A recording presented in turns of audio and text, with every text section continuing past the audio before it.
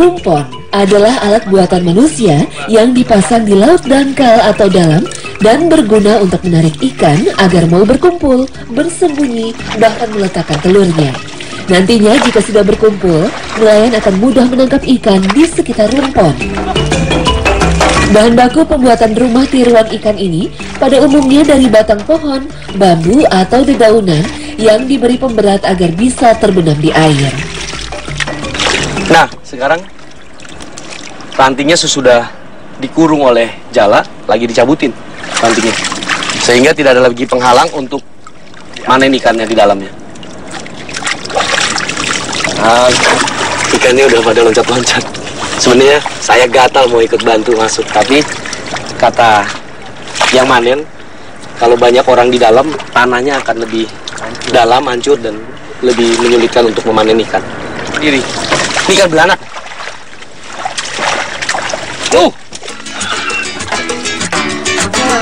Rumpon milik Pak Hanafi dibuat dengan cara menancapkan batang pohon bakau atau bambu pada dasar pantai berlumpur agar menyerupai tempat tinggal ikan yang biasa hidup pada ekosistem perairan pasang surut.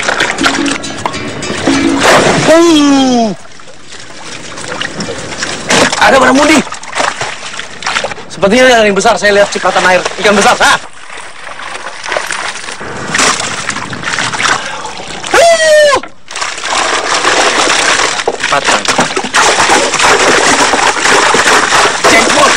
Saya mancing aja belum tentu dapat yang sebesar ini, tapi dengan sistem seperti ini, coba lihat hasilnya. Saya harus pakai sarung tangan, karena ikan ini tajam. Coba lihat.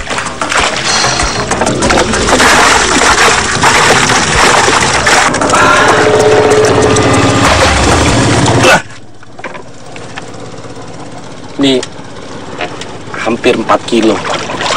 Pak Hanafi biasa memanen masyarakat di sini itu menunggu pasang surut, dan ketika surut mereka memanen ikan.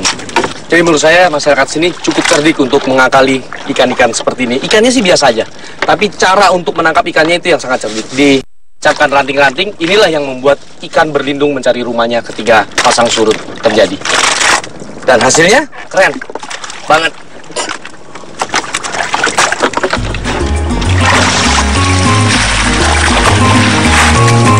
Rata-rata nelayan rumpon di Kecamatan Tarumajaya memiliki 30 titik panen. Setiap harinya akan memanen spot berbeda secara bergiliran. Sehingga dalam sebulan akan bertemu lagi dengan rumpon yang pertama kali dipanen.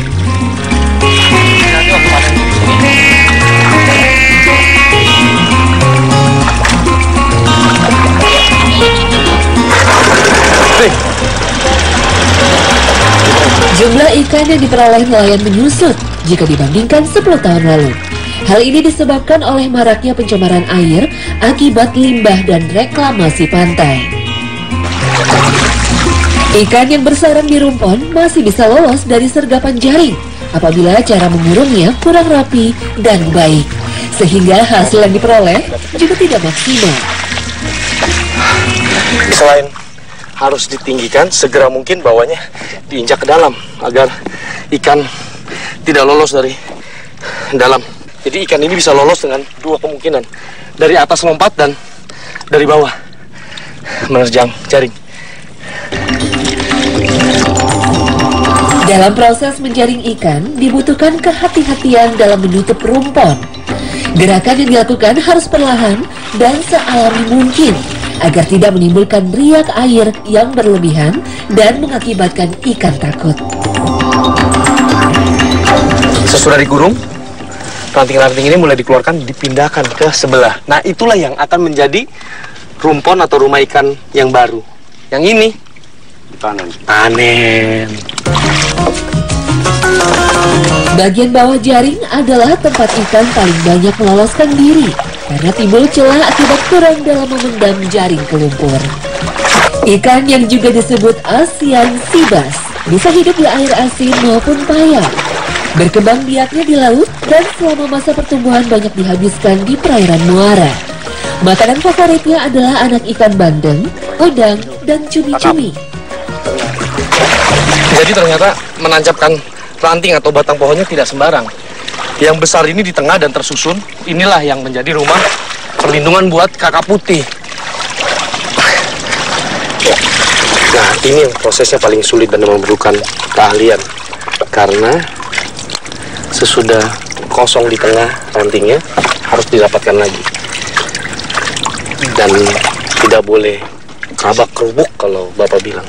Jadi pelan-pelan, pakai tangan, pakai kaki, dirapatkan kembali. Sehingga ikannya ngumpul di sisa ranting terakhir, tapi sudah mengecil. Ikan-ikan yang diperoleh sangat beragam, mulai dari kakap putih, belanak, dan ketang-ketang.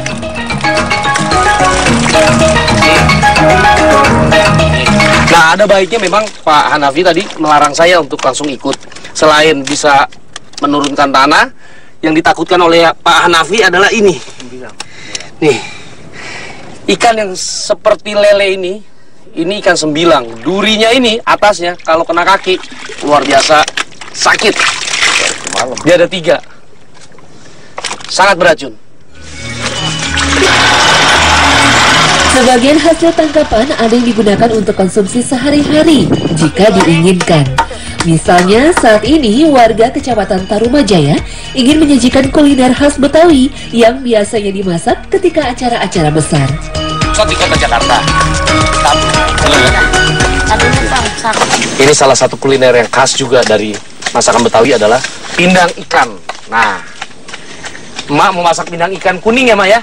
Pindang biasa identik dengan warna hitam, tapi ini pindangnya warnanya kuning. Kalau hitam kecap. Oh, kalau hitam dikasih kecap. Kalau merah? Kalau merah dikasih bibir merah. Pemanfaatan bahan-bahan lain sebagai alternatif sangatlah dimungkinkan, mengingat Indonesia kaya akan bumbu dan rempah-rempah. Salah satu ciri khas masakan Betawi, bumbunya medok. Cuma masakan Betawi jarang menggunakan santan seperti di Sumatera. Seperti ini, mereka menggunakan kemiri untuk mengentalkan bumbunya.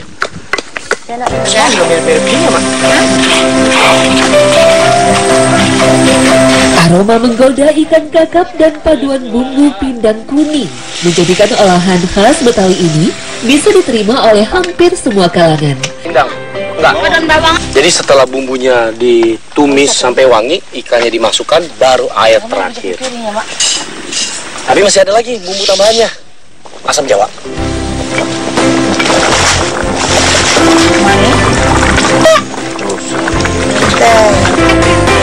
Tomat.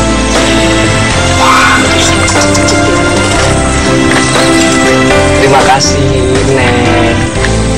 Kalau cara makannya begini sih bisa nambah saya. Dengan tambahan tomat, rasa asamnya lebih ngejreng, lebih segar. Tadi sebelum dikasih tomat sudah cukup asam, tapi nggak medok. Ini dengan ditambahnya tomat lebih segar.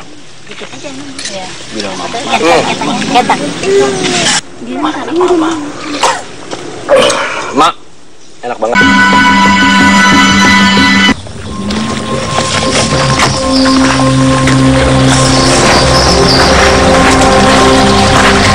Perairan tawar di Indonesia adalah surga bagi para pemancing, tak terkecuali danau kecil di desa Ulak Patian ini. Memang diperlukan daya jelajah tinggi agar dapat sampai di lokasi mancing yang cukup terpencil seperti ini.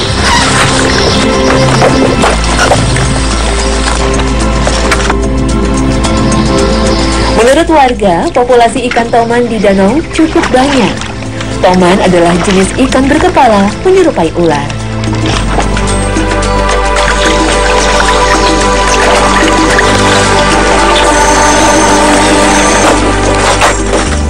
Ikan toman paling mudah dipancing dengan umpan top water atau jenis umpan mancing yang bermain di permukaan air. Ini adalah penyesuaian kepada karakter ikan toman itu sendiri.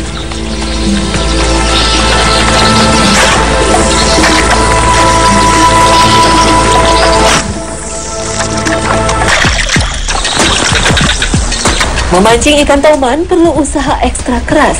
Kita dituntut aktif melemparkan umpan ke titik-titik yang potensial. Misalnya saja di dekat batang kayu atau tonggak kayu yang terendam air. Ketepatan lemparan sangat penting. Hanya umpan yang jatuh di areal sarang toman yang berpotensi langsung disambar. Strike!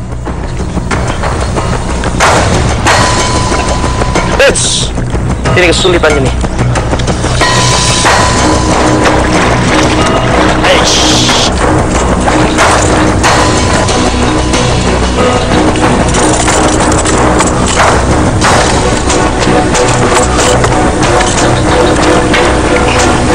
Jadi toman keluarga terbesar dari jenis snakehead.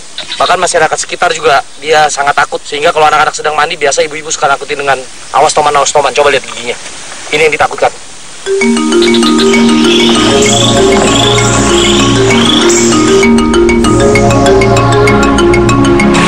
Danau yang tepiannya dipenuhi rasau atau pandan berduri juga merupakan sarang ikan toman. Sayangnya, debit air di Danau Rasau ini cukup tinggi akibat hujan yang turun malam sebelumnya. Tomannya biasanya sudah mulai turun di bawah nih. Ada beberapa jenis lur yang bisa ngebangunin toman. Saya akan coba dengan lur yang bisa bikin toman ini terganggu dengan baling-baling dua. Nah, seperti ini nih. Waktu saya tarik ini akan memberikan suara yang berisik. Tomannya akan penasaran dia. Saya akan coba ini.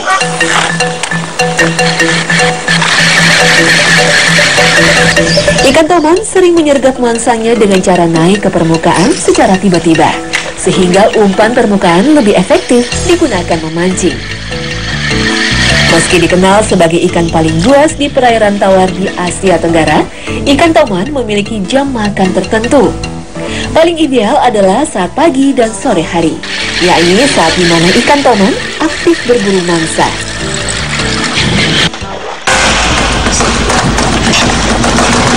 Dia mau nyebuk dia sopur.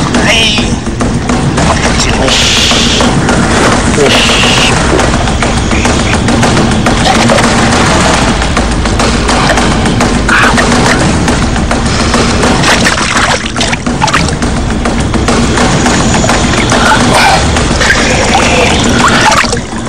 Coba lihat warnanya nih. Warnanya ini cukup cantik ya. Ikan ini kalau di air yang lebih gelap bisa berwarna cantik, ungu, bahkan ada yang hijau. Wild fishing, ini baru keren.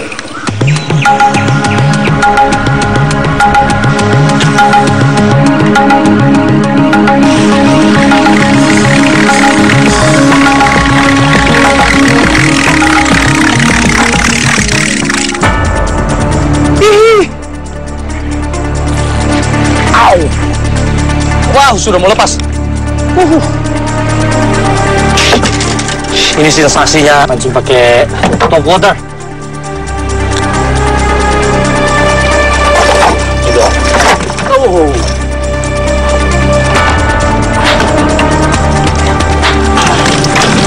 Toman ini selalu dia pengen gigit segala sesuatu yang di hadapan mulutnya.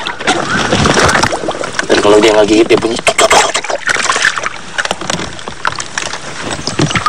Karena giginya memang jenis buat memotong. Size-nya lebih lumayan, lebih besar dari yang tadi saya dapat sebelumnya.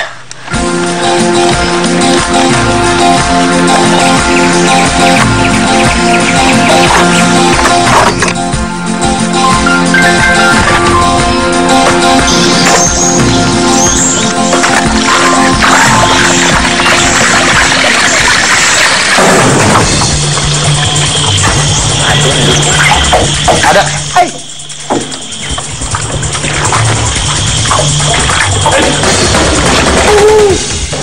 Wah. Toman yang menang atau saya yang menang ini? Harusnya saya yang menang. Hai. Dia bawa kesangkutan. Rahang dan gigi ikan toman terkenal sangat kuat dan tajam. Di perairan tawar di Asia Tenggara, ikan toman adalah predator paling tinggi. Cuma spesies lain di perairan tawar adalah mangsanya.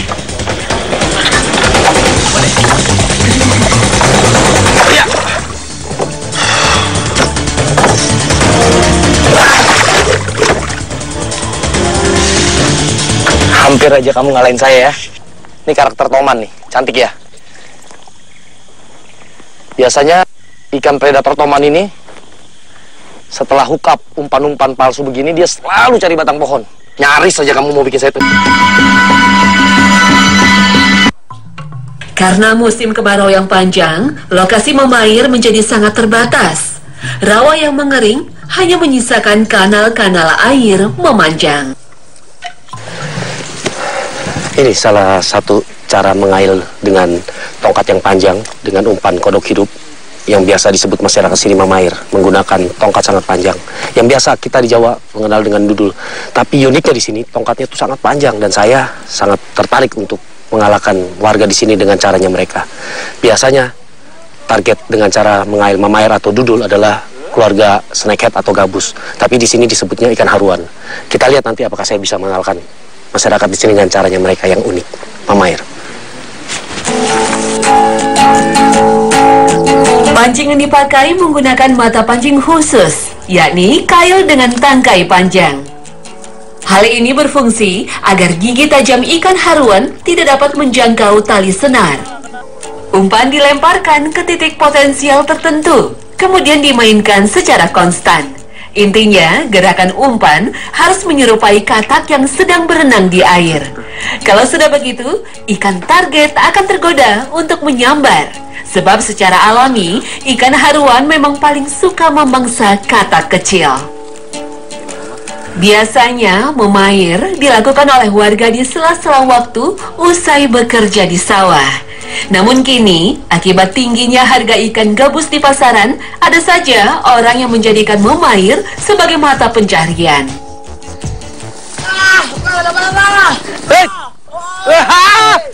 Itu masyarakat yang dapat tuh. Saya masih berusaha dan tidak gampang ternyata untuk ngejalanin kodoknya ini.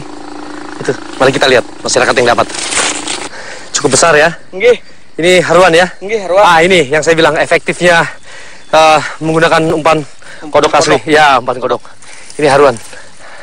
Tidak gampang menyeimbangkan tongkat yang begini panjang, tapi masyarakat bisa buktikan. Kalaunya panjang, kalaunya gena makin Pak, kalau patah. Oh, ujungnya bisa gampang patah. Iya, gampang patah. Tapi lebih jauh jangkauannya. Lebih jauh jangkauannya. Cuma resikonya patah. Oh, resikonya kalau tongkat makin panjang itu kalau dapat haruan yang besar bisa patah. Bisa patah. Tapi kelebihannya jangkauannya bisa lebih panjang. Nah, nggih, kelebihannya lebih panjang. Lebih panjang. Nggih. Jadi itulah kearifan lokal masyarakat di sini menggunakan tongkat kayu, kodok, dan hasilnya ini haruan. Wild fishing ini baru keren. Iya. Ikan haruan, populer disebut dengan nama ikan gabus, termasuk jenis ikan berkepala ular atau snakehead fish. Ikan ini termasuk dalam keluarga Kana, tepatnya memiliki nama latin Kana striata. Di Indonesia, populasi ikan haruan paling banyak dibandingkan jenis snakehead lainnya. Saya sangat ingin mendapatkan sensasi sambaran dengan teknik memair ini. Melihat sepertinya gampang melakukan mamair ini atau ngedudul, tapi melakukannya tidak seperti yang dilihat begitu gampang. Mamair ini atau ngedudul hampir sama seperti kayak kita sport fishing menggunakan umpan palsu, karena kita harus melempar kodok yang kita kaitkan ke sasaran dan kemudian kita harus menariknya dan menjaga keseimbangannya agar kodoknya itu berjalan di atas air seperti kodok berenang atau kodok sedang melompati rintangan-rintangan tanaman-tanaman air. Jadi nggak gampang. Memancing dengan joran bambu panjang telah mendarah daging di masyarakat Kalimantan Selatan. Tidak peduli kondisi cuaca sedang panas membakar kepala, mereka tetap berkonsentrasi dengan ikan buruannya. Walaupun ukuran ikan yang didapat tidak seberapa, namun tidak terbersit sedikit pun raut wajah kecewa. Sebab ikan haruan selalu dapat dijadikan sebagai lauk pauk istimewa di rumah.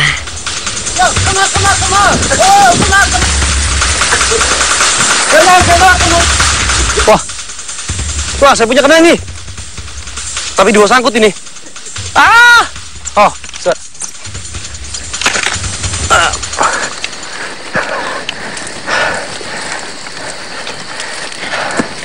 haruan dijangkit. Mantap ikannya. Ini biasa dimasak apa? Masak kuning. Masak kuning. Atau yang terkenal ini ya, apa? Ketupat kandangan. Tingkat keberhasilan memancing di alam sangatlah tidak menentu. Apalagi karakter ikan haruan tergolong sulit bereaksi jika dipancing saat matahari sedang terik-teriknya. Namun, saya dapat merasakan semangat kebersamaan yang tinggi di antara masyarakat desa Jejangkit. Ini yang kecil-kecil. Kearifan lokal seperti ini sudah selayaknya terus dipertahankan agar nilai budaya suatu daerah tetap terjaga dan populasi ikan di perairan tawar tidak menipis. Mama Air, wild fishing. Ini baru keren.